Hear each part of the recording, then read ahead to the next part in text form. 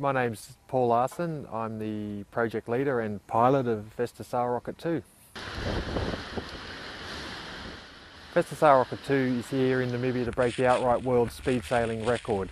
It's a boat that's pretty much made without compromise for anything else other than to see how fast we can go using just the forces of wind and water. Go, baby! Cold current up here, the warm desert and everything over here, sucking this wind in, blowing all this sand up, and right where it's at the perfect wind strength for Sail Rocket is right where you'll find us sailing in the lagoon at Walvis Bay.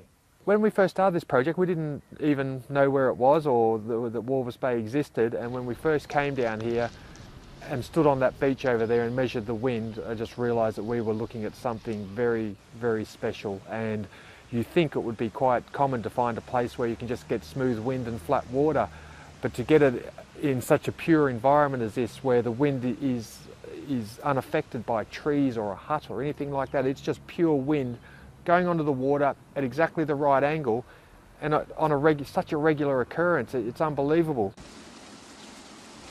Vesta Sail Rocket 2 works by removing all the overturning forces that usually occur when you try and catch the wind and resist it with the water.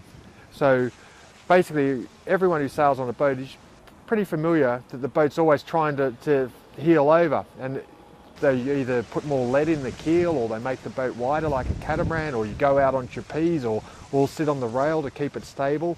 Basically you're using weights and levers to keep it stable. With this boat there are no weights or levers. You've taken the wing and put it over on one side of the boat, and you've put the keel or the foil on the other side, and the two are directly looking at each other. There's no offset, there's no overturning forces. What that means is no matter how much wind blows on the boat, you don't reach a stability limit where it tips over.